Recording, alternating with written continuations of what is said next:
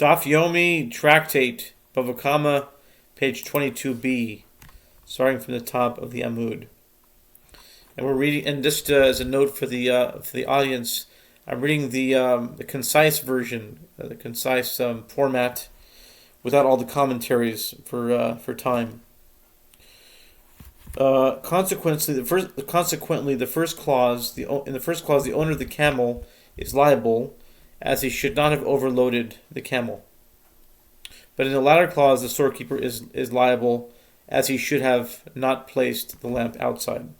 Come in here from a Mishnah 61b, with regard to one who ignites a stack of grain, and there was a goat tied to the stack, and there was also a Canaanite slave adjacent to it, who was tied to it, and both the goat and the slave were burned together with this stack of grain and killed. The one who ignited the fire is liable to pay compensation.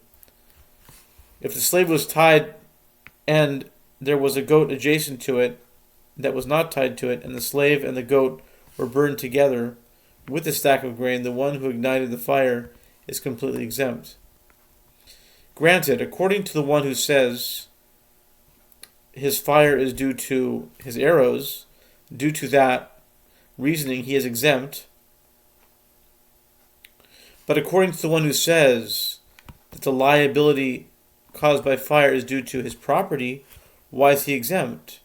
If his ox, which is possession, tried to kill a slave, would he also be not liable to pay for the damage?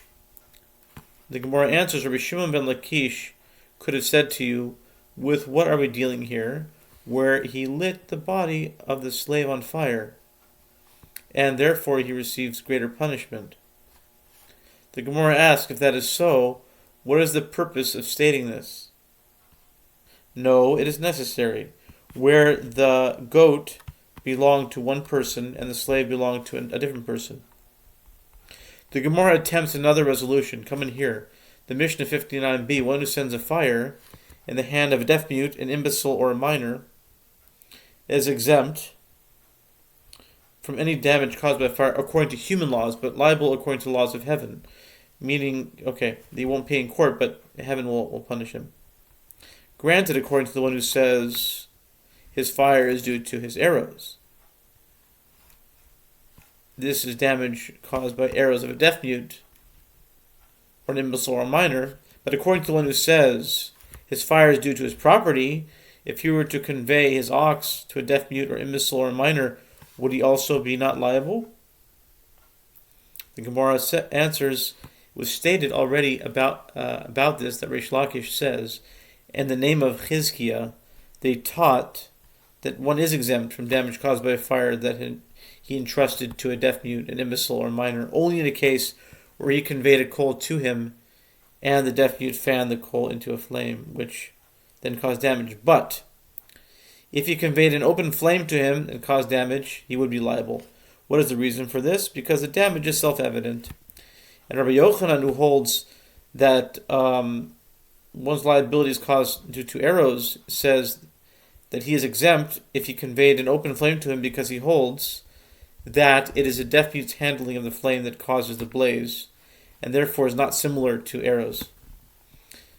He does not become liable for the damage until he hands the deaf mute chopped wood, kindling chips, and a lamp.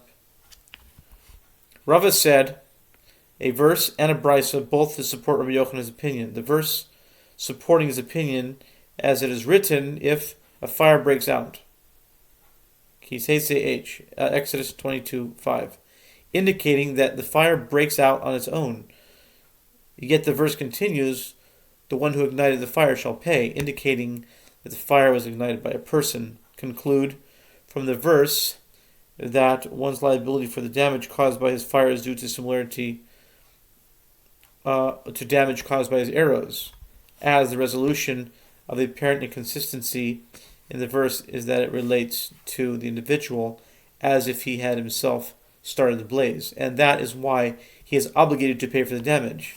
The brisa supporting his opinion is, as it is taught, the verse concerning liability for a fire opened